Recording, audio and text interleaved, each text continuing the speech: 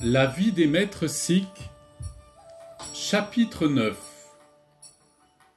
Guru Tegh Bahadur, 9e prophète du sikhisme.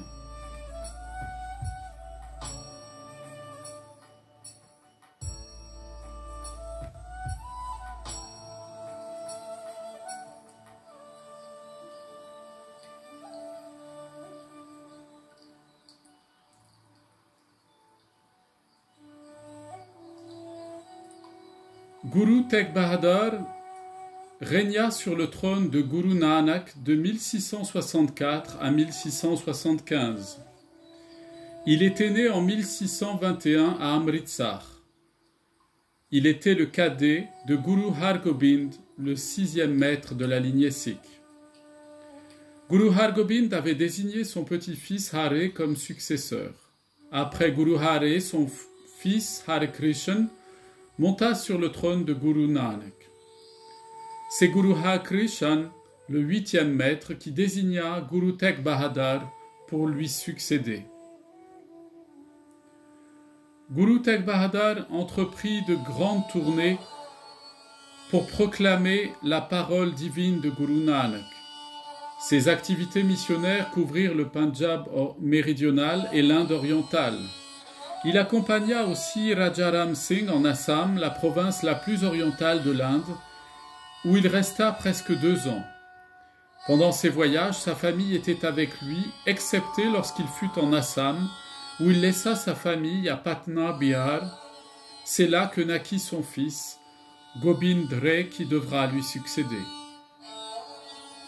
À son retour d'Assam, Guru Tegh Bahadur ne resta que peu de temps à Patna et vint ensuite directement au Pendjab.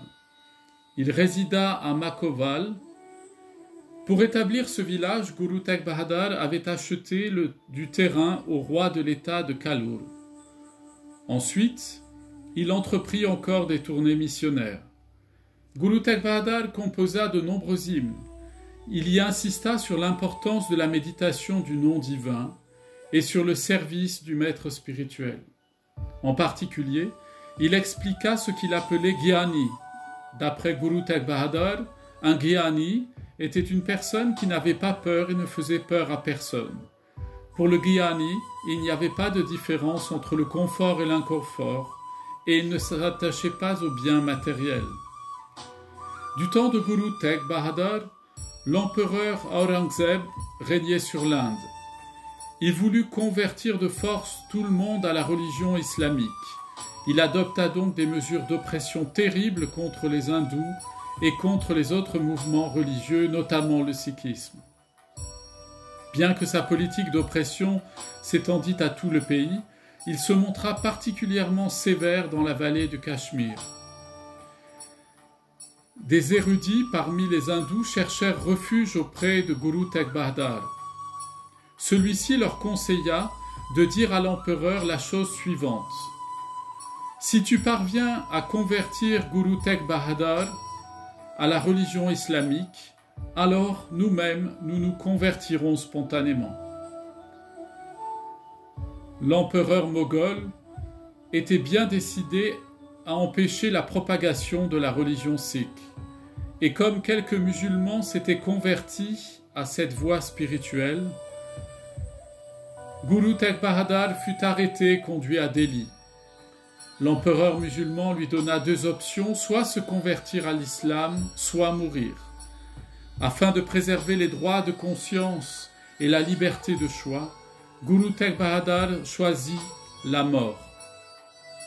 Alors, sur l'ordre d'Aurangzeb, Guru Tegh Bahadur fut décapité à Delhi et sa tête fut remise entre les mains de son fils Gobind Rai, qui deviendra plus tard son successeur, Guru Gobind Singh Sahibji. Le martyre de Guru Tegh Bahadur eut de profondes conséquences sur la population de l'Inde.